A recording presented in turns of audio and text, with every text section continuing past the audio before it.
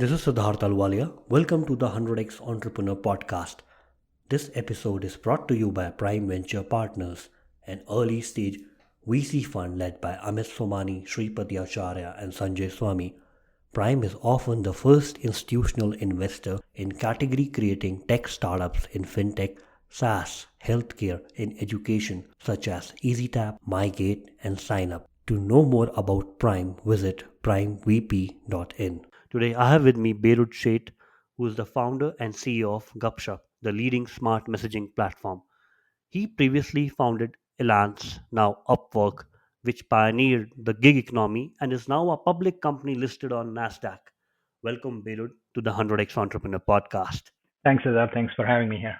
Beirut, we would love to know your journey from your days in IIT Bombay to now currently the founder of a very large company. What has transpired from then till now? Uh, that's a long journey, but I'll give you the short version of it, right? So I grew up in Mumbai, average middle class family. I just loved math, and science and so on. So ultimately, I ended up doing really well in things like Math Olympiad and National Talent Search, and then of course IIT JE. So I was at IIT Bombay doing computer science, and then I got the silver medal there as well. So I ended up at MIT for grad school, and I think all of that was just it was just fun. I loved learning. I loved sort of discovering new things. Of course, math and computer science were sort of the key focuses. So that was the journey. Once I got to MIT, I mean, it's interesting, right? When you come to grad school in the US after doing undergrad in India, there's a big shift around the up till undergrad. Mostly the education system kind of tells you, right, you're supposed to take these courses and do this, and you have very little choice except for one or two electives. And then once you come to grad school, they say, okay, what do you want to do, right? And it's entirely um, and I was like, well, haven't had such complete freedom, and it really takes a little getting used to. But I ended up doing some courses in business school, economics. I was just curious about it, and then of course, not just traditional computer science, but also at the media lab. So just really expanding horizons, learning about things just out of sheer interest, not because you need to check off a box and so on. So I did. I mean, that was fun at MIT. Yeah, and I think I also realized very quickly that I didn't want to. I was in the PhD program, but I didn't want to. I didn't see an academic career for myself. I thought just my subjective personal preference was more around you know doing business, in the so I wanted to focus more on that side. I mean, that's why those are the kind of courses I took. And also when I graduated from MIT, I ended up on Wall Street, really in a, it sounds strange, but Wall Street Yeah. itself was kind of digitizing substantially. They were hiring a lot of math and computer science majors and so on. So, yeah, I was briefly at Citibank, and then the bulk of my time, a year at Citibank, 4 years at Merrill Lynch. I was modeling securities and then ended up trading them as well. And sort of that's I think of that as my business school experience, so to speak. So that's the early part of my journey. And it's surprising that in India nobody asks you, even in postgrad, that what you want to do, what you want to explore. It's just as you mentioned, some check boxes, but it's a different world which you explored, and Yeah, different things which you dabbled in. yeah, I think that's really important, and I think the in general, all of us that came through the Indian education system. I mean, there are many things that are great about it, but some things that are not great is you don't have a lot of freedom or flexibility. Now, maybe there's a reason for it, right? Because there's too many students, and you can't give everybody too much choice and so on. So I understand the constraints, but the consequence of it is most people don't think what they want to do. You just sort of follow the herd, if you will. Everybody, oftentimes people do what their friends are doing, or what is highly regarded by others, right? It's a bit of just a, you're on a you're in a race and you just want to be the best and the highest. And sometimes, but real life is not like that, right? Real life is multidimensional. It's not sort of, that everybody is going for the highest grades or the highest rank in the same single exam. There are thousands of choices, and you got to find your own journey, create your own path sometimes. Yeah, so it's very different, and I think it takes a little bit of transitioning, but people who can do that successfully, I think they'll end up actually being, finding more uncharted paths, and discovering new opportunities and so on. Yeah, and how did you end up being an entrepreneur from a Wall Street trader? Yeah, so I think I really enjoyed my time on Wall Street, no question about that.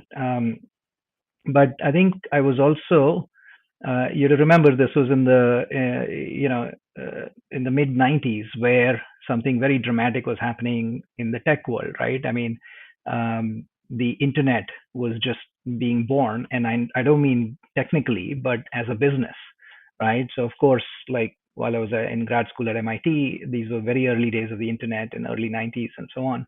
There was clearly in academia, everybody was using the internet for a while, but by the mid '90s, you had Netscape that went public, and then soon thereafter you had Yahoo and Amazon and eBay, and much later on Google and so on. So I think there was a great transformation going on.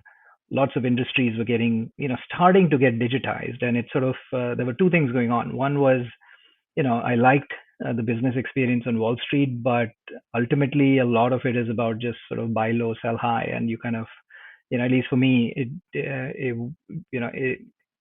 I wanted to, meanwhile there's this whole internet transformation going on, and you feel, like if I didn't want to end up decades later wondering when something really as dramatic as the internet was happening, what were you doing, right? I mean, on the sidelines.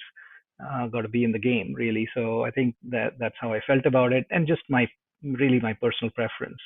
I love the business aspect of technology, right? So sort of that intersection I found was sort of the entrepreneurial role. So that's where I was really itching to do something. And then, in any case, I think in the late '90s, there was then emerging market currency crisis, where Wall Street itself was in a lot of turmoil and a lot of disruption, right? It was one of the big crises at that time. So it just a whole lot of things came together. And meanwhile, I was always either investing in public companies or discussing, brainstorming ideas with friends and things like that, right? So in fact, we were doing that. Me and my co-founders were sort of doing that, and finally, one fine day, we just took the jump. Fantastic. And how did the idea of Upwork came among you and your co-founders, and what was the journey of building it like?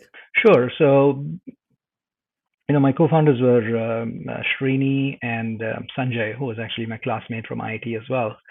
And it really, at least for me, it was a combination of sort of three sort of life experiences that I'd had until that point in my career, right? Which was coming from India. I knew that there are so many talented people all over the world, right? And of course, not just in India, but even Brazil, Turkey, wherever. Given my sort of computer science background at that point, you could see all the technical and social transformation that the internet was driving, namely in connecting people in far-flung places that previously could not communicate with each other, right?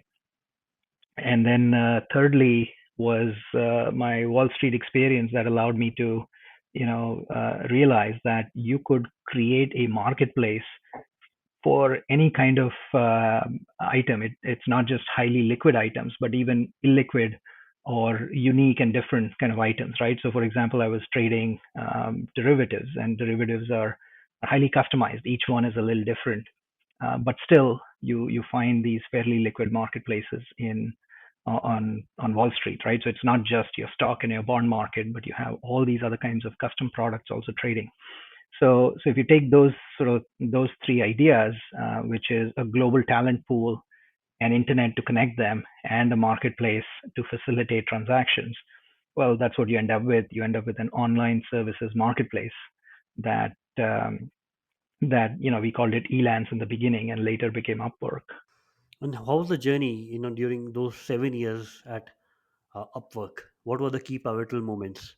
Oh, I think it was quite a roller coaster, right? I think so. In the beginning, you know, starting out now, as an immigrant in the US, right? You have limited resources. There's no family money. I mean, you just, you come here with maybe a little bit of pocket money, and then you have to figure out your own way, right? So, and it's too early in your career to have a lot of savings and such. So so that was, but what we did have was a wealth of networks and relationships, right? Either friends or classmates or alumni.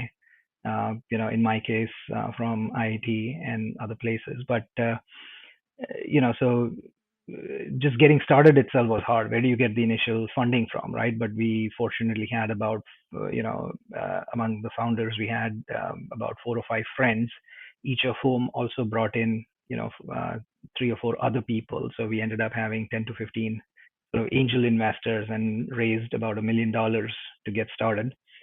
Um, I think just it took a while, right? I'm sort of summarizing it, but it took many months and lots of pitches and lots of travels and so on. But I think luckily we were able to get that done, right? After that is just basic things like office space and hiring a team and so on, right?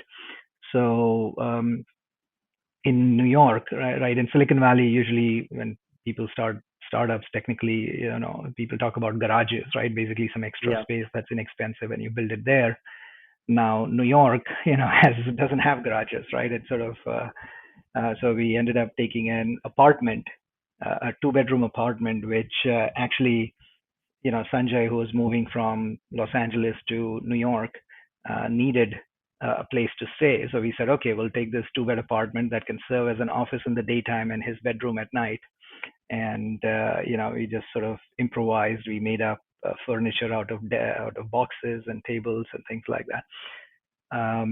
So yeah, I think in the beginning, it also helped us because in New York, a lot of real estate landlords, they'd ask you for really long leases, and you don't have that much money, right, to sign a 5-year lease, right? Because all the other companies in New York at that time were either financial services or entertainment and media companies and so on, right? But as a startup, it was harder at that time in New York. I know things have changed now, but so anyway, we grew to about 20 people in this two-bedroom apartment. Then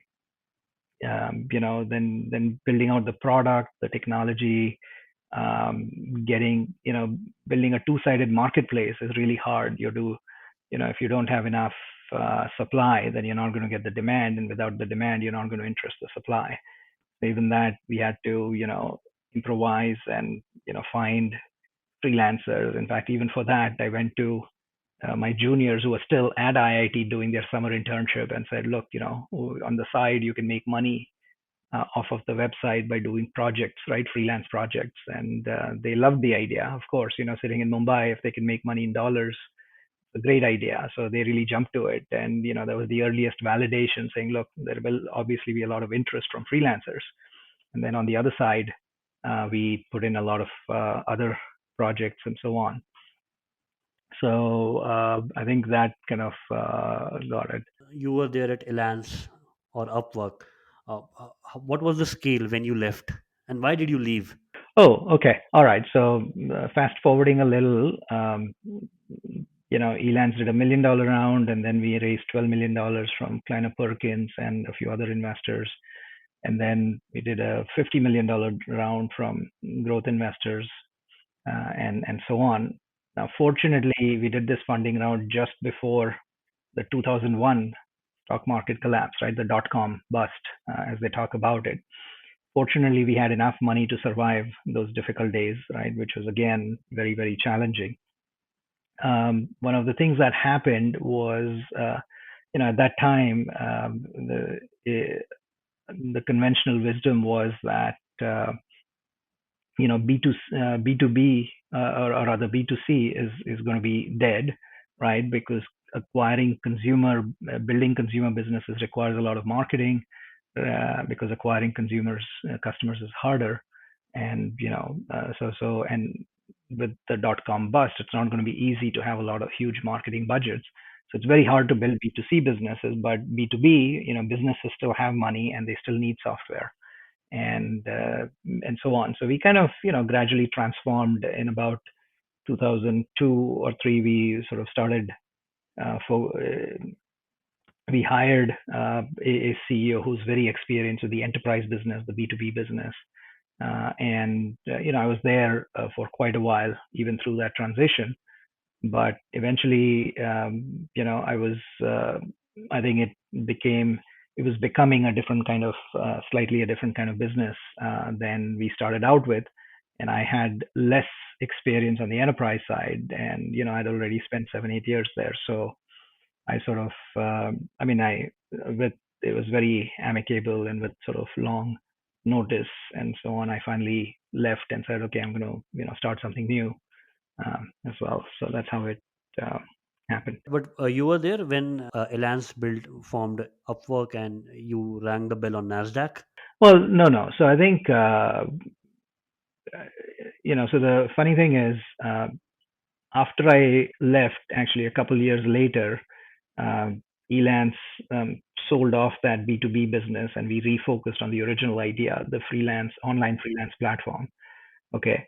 But by that time, obviously, I had left. I was still on the board of directors. I was just not working there, right? So I still had my shares. I was on the board. I was involved in some of the board level decisions, all of them. But I wasn't actually working there. Um, Much after that, I think the merger only happened in 2014, right? Where um, so long after Elance, another company called Odesk had started, and the difference was Elance focused on fixed price projects, while Odesk focused on hourly projects, right? So it's both were growing, and in some sense, the two companies are competing with each other on the marketing spend and AdWords and things like that. So um, the two boards decided to merge the company. That happened in about 2014, and maybe a year later, I think they rebranded. It was briefly called Elance Odesk, which was an awkward name, but then they rebranded to Upwork, and then the IPO itself happened in 2018 um, on Nasdaq. Now, I hadn't been working at the company for many years, right? So I can't really claim any credit for running the company in the last few years.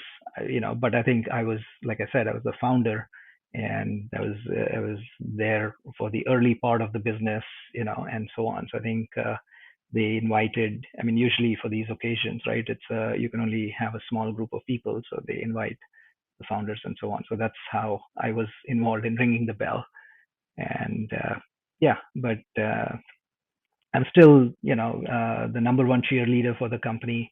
I'm a big fan of it. It's kind of funny, right? That uh, we were talking about remote work 20 years ago, trying to pioneer this whole gig economy. And today, with this pandemic, we have this forced experiment in remote work. Everybody, right? In fact, now you have companies going permanently work from home. And it's, I kind of joke with some of my friends, my co founders, and so on, saying, while I don't wish that there was a pandemic earlier, but if it had to happen, wouldn't it be nice if it would have happened 20 years ago when we are trying to convince the world that work from home is a better idea. So anyway, so no complaints. I mean, the stock is doing well now. I think it's benefited a lot from this whole trend to this shift to remote work, and the opportunity is still enormous. I mean, globally, I think the whole world, the future of work is remote. Everybody's going to work, remotely, and there's so much still to be done. And I think Upwork has a very, very good future ahead of it. Fantastic. Like you were one of the fathers of gig economy, I would say then, who conceptualized this around 20 years ago when nobody would. Exactly. I mean, I think, yeah, I mean, I think we literally, with hindsight, I mean, we were literally the only company from that era that has survived, right? Like Elance, we founded it in December '98, right? And there were a few other companies. There was one called Guru. There were some one called Moonlighter, and a few other companies that were trying different variations on the same theme. But as far as I remember, none of them have survived to this day, right? We were the earliest. I mean, even Odesk started, I think, much later in 2004 or something, if I'm not mistaken, or so. So the point is, yeah, we were literally the earliest company that came up with the idea and built a successful business around it. And even, companies that came much later, right? Companies like Uber and Ola or DoorDash and Swiggy. I mean, these are all variations on the same gig economy, right? I think the only difference was when we were doing it in '98. The only way you could use the service or the only devices available then were laptops and computers using the internet, which means you couldn't be location specific, right? It was only after smartphones and GPS came around that you could do the gig economy at a very hyper local level, right? Like find a car driver nearby or find a food delivery guy nearby. So it's really the same idea, but when you can do it location based, it opens up new opportunities. Yeah, and recently Fiverr also, which became a $6 billion company. Yeah, I think they've also been doing some different things. So I think there's many different ways to slice the gig economy, and different companies are going after different parts of the market. So yeah. And that's what made you investor in a recent company with great money from you and Lightspeed called Pepper, because I you have been a father of this economy.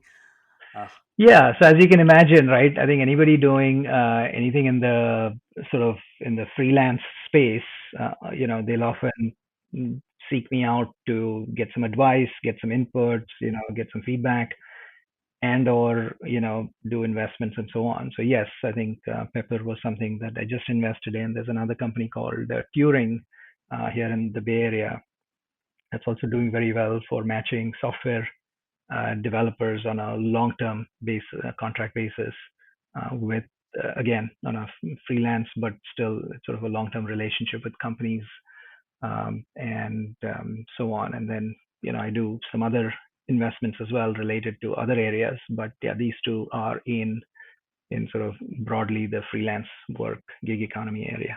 and how did then Gupshup idea of Gupshup came to you, and what was the process of building it? Sure. So I think that started, initially. So Rakesh Mathur is a good friend, and he's a accomplished entrepreneur in Silicon Valley. He was,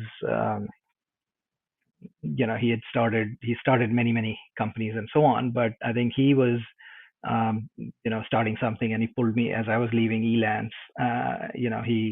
We sort of got together and we started with this. The initial idea was something different. We called it Weberu, and it was about offline search. I mean, we were, but that idea didn't work, and then we were just looking around, right? What are the other options? What we could do? And that's again very commonplace in startups, where sometimes things that you think will work don't, and then you have to pivot and adjust and so on. So at that time we realized that the mobile revolution was happening. Now this is in 2007 or 8 or something, and mobile, many parts of the world. I mean, that was the biggest thing going on. But most of it was on feature phones, right? It wasn't on smartphones. That came a little later in terms of the mass market adoption. But what we found was the lowest common denominator was SMS, right? So we realized sort of the ubiquity of SMS makes it incredibly powerful, and messaging is a very powerful service. So that was the key insight, and because it was messaging and chat oriented, we sort of rebranded to Gupshup, right? Which, as you know, means chit chat. Yeah. So that was appropriate. And for a brief time, initially, we actually launched a consumer sort of service that was almost like Twitter, right? Which is a publish, subscribe kind of pub sub model, and where anybody could publish their thoughts like tweets, and people could follow them and receive it. Now, it was both Twitter and Gupshup were inspired by the same idea, but Twitter being in the US became much more of a web product, while Gupshup, remained as an SMS product. And it actually grew to 70 million users in India at a time where Facebook and Twitter had only like 1 million users in India, right? So it was sort of way ahead of its time, very very successful in some ways. But the problem was we were subsidizing all of that traffic, meaning we were paying for all those SMS messages. And we initially thought that as the volume increases, the prices would go down, but for a variety of reasons, that didn't happen. And also for regulatory reasons, we couldn't advertise, right? So now we are in a situation where you could neither subsidize nor monetize. But we figured out a lot of this high volume messaging technology, right? So again, this was a pivot from a B2C model to a B2B model, right? Where we said, look, we have all this technology, but consumers are not going to pay for it. Businesses will. So why don't we sell it to enterprises and get them to use it? So sometimes, these things, they evolve through twists and turns.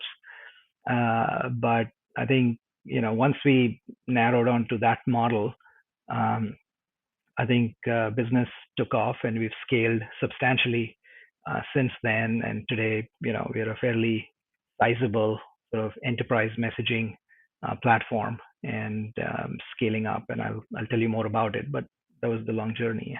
And currently, if you can share, what's the scale of Gupshup in terms of annual revenues? The last recent report which I Sure. saw on internet Yeah. So I mentions. think we are, so Gupshup is scaling very rapidly. We are well over $100 million in revenue. Um, Yeah, and so business has grown. In fact, it's grown even more after COVID as the whole world moves towards sort of digital adoption, right? So the more um, commerce, the more banking that happens, right? So if you think about it, when banks and e-commerce companies and travel and retail companies, they need to send notifications to their customers, right? So when you swipe your credit card, your bank sends you a message, right? Or you buy something on Flipkart, you get another message, or package delivery tracking. You order food, you book a flight, order taxi, and so on. You get all of these notifications, right? So these are all important.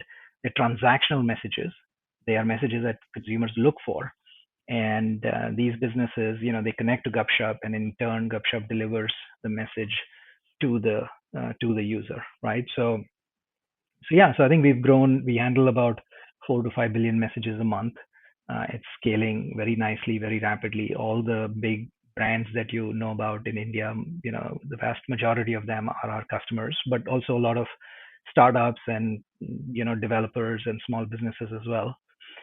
Um, and the exciting thing in this business actually is that it's also transforming very dramatically, right? So if you think about it, for the longest time, for the last 10, 15 years, right, the bulk of that messaging was happening through SMS, and it still happens through SMS, right? And because SMS is, like I said, the lowest common denominator, it's ubiquitous. You can reach every consumer this way. Um, However, there are some limitations as well, right? It is plain text only.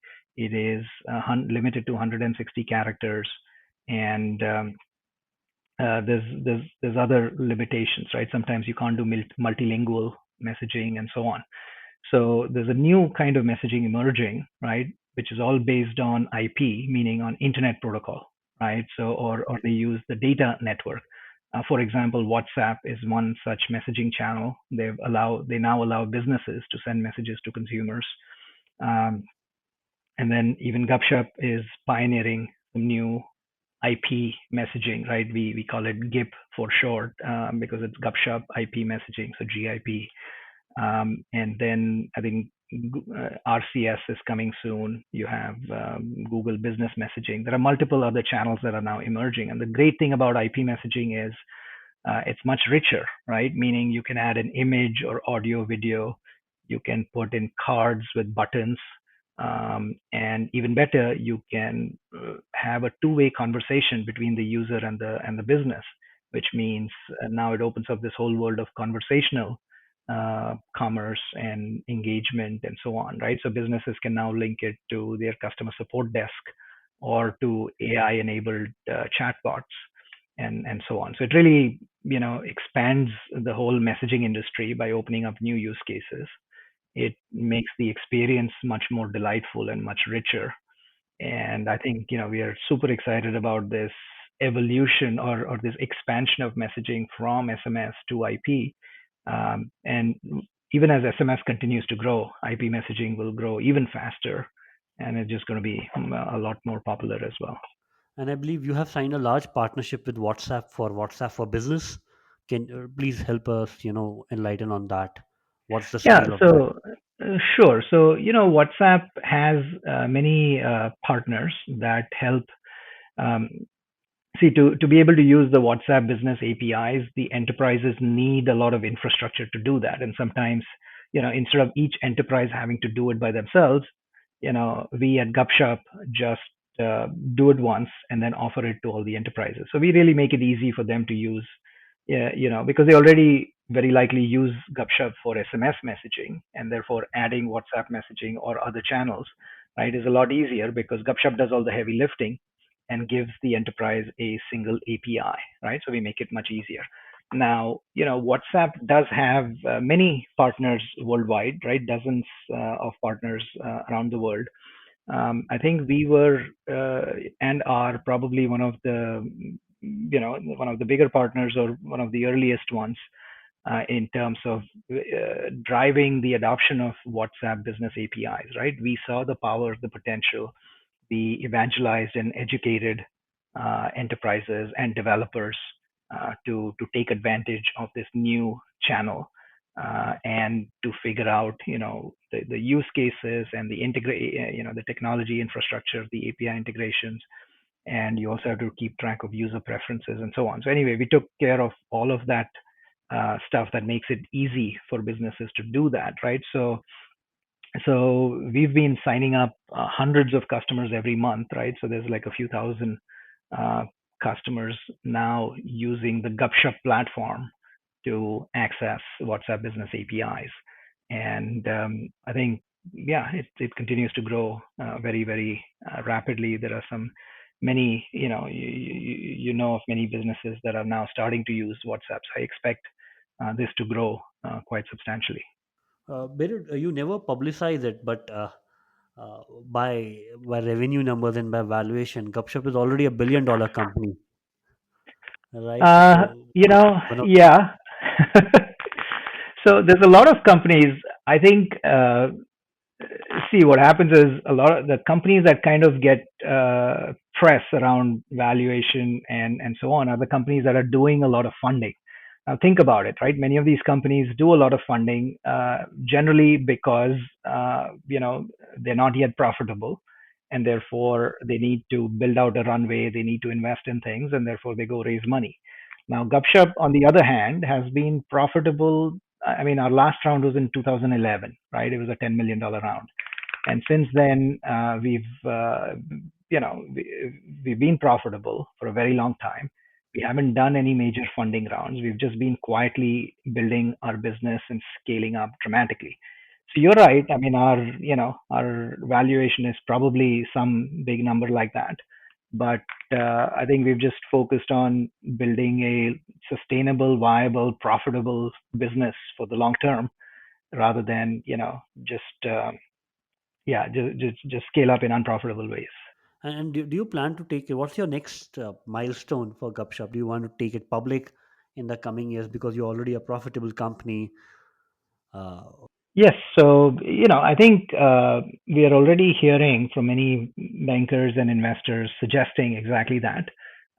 We are exploring our options, and I mean, obviously, so it's likely that in the near future, we could end up there, right? Because we do have the scale, we do have the profitability, the growth, the margins to be an interesting public company, which, as you know, in India, I mean, unless many big tech companies, but if they're not profitable, it's difficult currently under the current rules to go public, right? But Gupshup, for a company like Gupshup, I think it is certainly a possibility, and we are actively, considering that. So yeah, that would be an interesting milestone. But I think, ultimately, uh, look, as an entrepreneur, you got to focus on building value in the business. And if you do that, it opens up lots of possibilities, right? You could do funding rounds, you could do an IPO. Um, and, at least in my case, right, I think I've done, or at least one of my previous companies has done an IPO. So I'd love nothing more than to take another one public as well. Yeah. But in terms of business scale, where do you want to take it? Oh, I think so. That's a great question, right? If you So here's the thing about the messaging business today. When most people think about the messaging industry, they evaluate what they call notifications, right? And notifications is about a $50 billion industry globally, and maybe in India it's half a billion to $1 billion in revenues, right? But when you look at IP messaging, right, it dramatically expands the whole opportunity, because now IP messaging can do customer service, right, which is I think a 200 plus $1 billion industry globally. It enables commerce, which is like a $2 trillion industry. Right now, I'm not saying all of it will come onto messaging, but enough of it will, where it opens up new possibilities. A lot of apps will get actually replaced by messaging based chatbots and so on. So what's happening is, messaging is no longer just a tool for one way communication, but it's becoming a platform for a wide variety of services. And if this sounds like a crazy idea, you should just look at, look no further than China. And WeChat in China is incredibly popular, and it's really a full-fledged platform, or an operating system, you could say, because people use Chinese consumers use WhatsApp, I mean, use WeChat, not just for communication, but also to for content consumption, or to book, buy, shop, and pay for a whole bunch of things. It's become a cashless society, primarily because payments are very deeply integrated into messaging and so on. So there is our vision is really, we really boil it down to a simple phrase, that of smart messaging, right? Smart messaging is it's richer, more engaging, more intelligent, with a lot of capabilities that allows you to do all these advanced yeah, things. And literally, Gupshup, I think we are one of the leaders in the space globally, where we are enabling these services, enabling these tools. There are many new technologies we have in the labs that we are planning to announce like very soon, over the next few weeks, that I think will incrementally enable a lot of these capabilities. So the sky is the limit for the messaging industry. We are very excited about the potential, and we are actually hard at work, inventing the future of messaging as you speak. I think I've always loved these sort of really big and far-reaching ideas. I mean, if you think about freelancing, right? I mean, it sounded like a very niche idea in 1998, but today, as you know, right? I mean, very soon we'll get to a world where everyone who's working will be working from home and working as a freelancer of sorts, right? Now you may have a long-term contract, but you're still working remote work, right? And it's the same thing here. So it touches literally every person on the planet, right? Essentially. And I think same thing with Gupshup and messaging. I think messaging will be a foundational element for a wide range of services, and Gupshup is in a position to enable all of that. Yeah. Fantastic. And what you mentioned is, these have been the core two elements, communication between consumers, which messaging enables, and from business to consumer, which also messaging enables in various formats. And the other trend which you spotted very early on, uh, the gig economy, like today, tens of billions of dollars of ventures have built out of the Ola, Uber, Zomato, Swiggy. They're all built out of essentially the gig, various versions of gig economy. Oh, absolutely. I mean, look, the next generation, like our kids, will wonder, saying, people used to go to something called a factory or an office. What does that mean? Right? Because, you bring the office into the home and you work wherever you are. I mean, you could live in Goa or you could live in Hawaii and you could work anywhere in the world, and it doesn't matter what time zone or what geography you're in. You can reach anyone. And I think it's really the similar kind of thing with messaging. They'll say, okay, what were you using websites and apps for? I mean, I can just message something. I mean, have you heard of this sort of analogy where your smartphone could technically be a remote control, a universal remote control to control everything in the world? So, for example, you press a button and a taxi comes, which happens today, right? Or you press a button and some item comes, which happens today. But tomorrow, you press a button and activate the vending machine. You could press another button and switch on the light or the fan, right? You could um, press a button and get the offer from that billboard. Or at a restaurant, again, you can just order and order, eat, and pay without talking to anyone. So the opportunities are just endless. As once all of this infrastructure is built out, all the platform capabilities are built out, it enables all kinds of transformative possibilities. Yeah. No, no, it's already happened. You are right. In restaurants in India, when we go today, in many restaurants, you can't order at the counter. You have to scan a QR code, you have to place an order, and then you go and collect your order, or somebody will deliver it to your table. But there's zero physical interaction. Exactly. And exactly. So it's happening in sort of small pockets, but take it a little further, right? Oftentimes, when people want to order or buy, like when you go in person, you'll ask, oh, can you make this a little mild, right? It's not too spicy. Or can you give me the Jain version of it? Or can you substitute this with that? Or I want gluten free, or something, right? So in those kind of situations, you need a conversation. You can't talk to a menu, right? You still want to talk to a person before placing the order, right? So that's where, so imagine if you had the whole unified experience where, there's a chat bot where you can ask it questions, right, before you're buying. Because whenever there is a consultative sale, right, then you have to have a conversation, and then you buy it.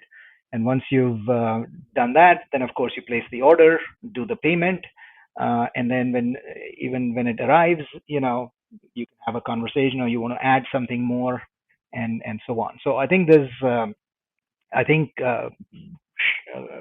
transaction and the payments are just sort of two parts of the entire sort of commerce cycle.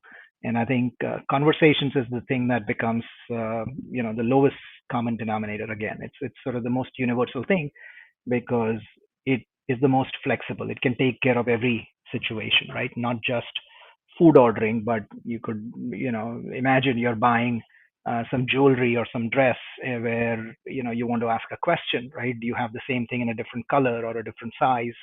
Or can you, or in some cases, right, you could probably even haggle, right? If I buy five of these, will I get a discount, right? So there's a lot of these possibilities that are not covered by these simple specific applications today. But once you have conversational experiences, all of this will become much richer and engaging. Fantastic, Beerud. Beerud, so we are coming towards the conclusion of the podcast.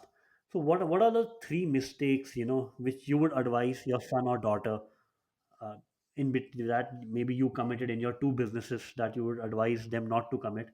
And what are your three right decisions, if you have to highlight between the two businesses, or the recent one, which you would advise your son or daughter to imbibe? Oh, okay. I think there's just so many that sometimes it gets a little challenging. But let me pick a few. Right. I think one is, do get started on this entrepreneurial journey for the right reason, right? It can't simply be making money. Of course, money is a way to keep score. It's a way to track progress. But there's lots of other easier, less stressful ways of making money than entrepreneurship, because here it takes over your life. It becomes you, right? Um, So I think it has to be something that you're passionate about and really excited about, because uh, even if nobody paid you and there were no returns, this is what you'd be doing because you like tinkering or problem solving or figuring things out and persuading and convincing and so on. So anyway, that's one part of it. The other is just um, you know grit and perseverance and sort of the emotional and the mental fortitude that you're going to need to go through it, because it's a roller coaster journey. And you have to, the highs are super high and the lows are extremely low, meaning you get a funding round and you think, wow, we're going to conquer the world. And then something bad happens, or a competitor, a large competitor launches something competitive, and then you're like, oh my god, we are going to be dead tomorrow, right? And the answer is probably somewhere in the middle.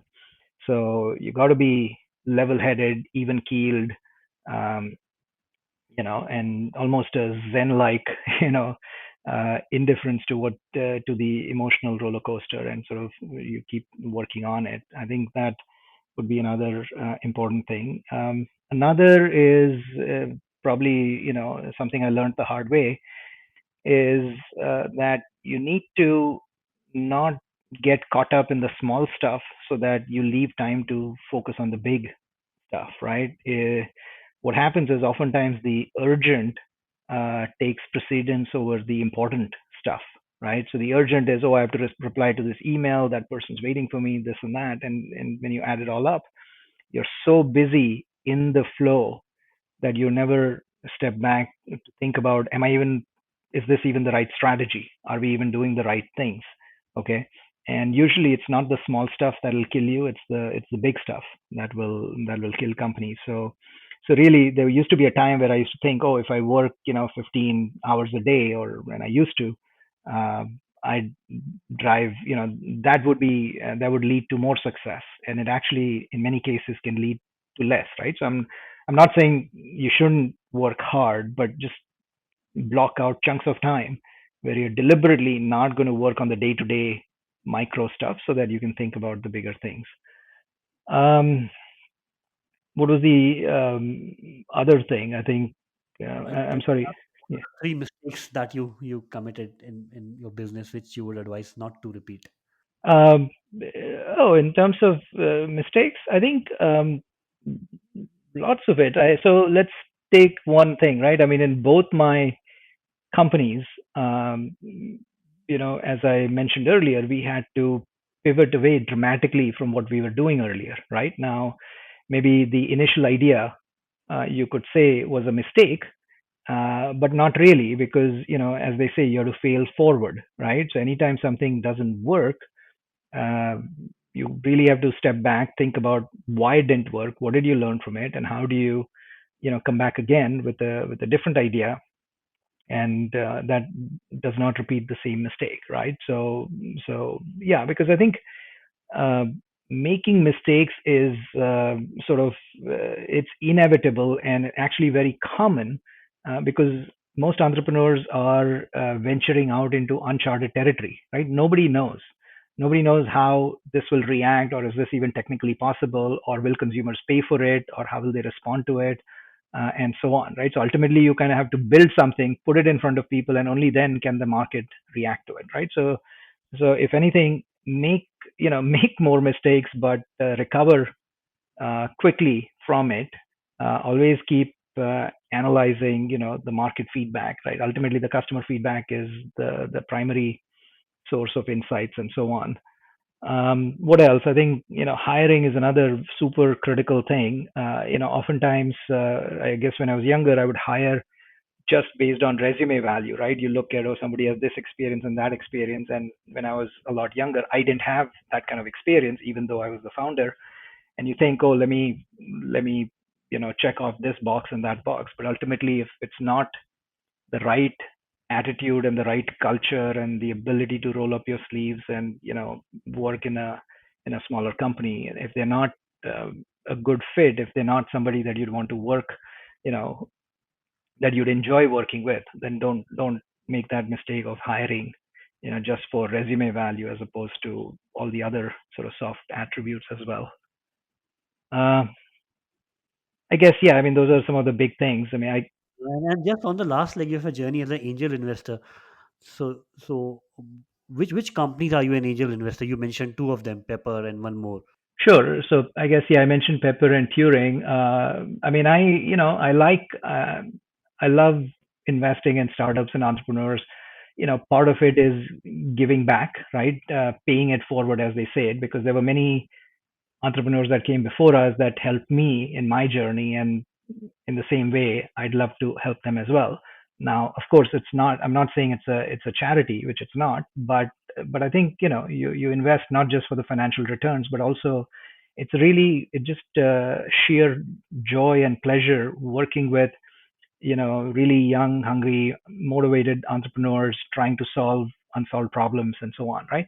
So it's really, I just really like the bit about creating new businesses and ideas and so on. But anyway, so specifically, um, there's a company I've invested in called Fit Circle. The brand is called Oziva, and they Yeah, sell nutritional products, and they got recently funded by Matrix as well. yeah, Very they've had dramatic growth and success recently, so that's doing very well. Another company called QuickWork, which is a platform for building automations and chatbots, where they have a really powerful platform that makes all of this easy. And as we get into this world of automations and conversational, I think they'll do very well. And in fact, they were basically ex Gupshup people. Milind was my co-founder at Gupshup, so we know the team and the people. Um, what else? I think there's a few other, many other companies in the Bay Area as well.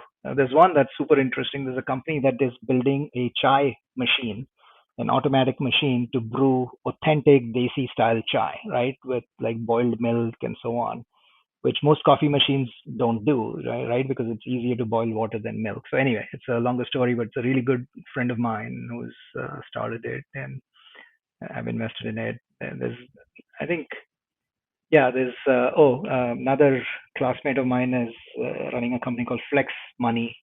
So Yazdi is the founder of that company, and I think they enable uh, payment and lending infrastructure in the consumer lending at the point of sale, yeah. right? So I think they're also growing very rapidly and doing very well in India. So that's another one, and maybe a few others. But let me just stop there. Thank you so much, Beirut. It's been my pleasure talking to you, and thank you for sharing your experience and your wisdom of two Sure. decades of entrepreneurship. Yes, you make me sound like an old guy, but I like to think I'm young at heart, and entrepreneurship. I mean, yeah, Entrepreneurship it, keeps you young. It doesn't let you get old. I know, but thank you for having me here. I really enjoyed the discussion. I think a lot of great questions, and I was able to share some insights. So hopefully, your listeners like it, and good talking to you. Thanks, Beirut.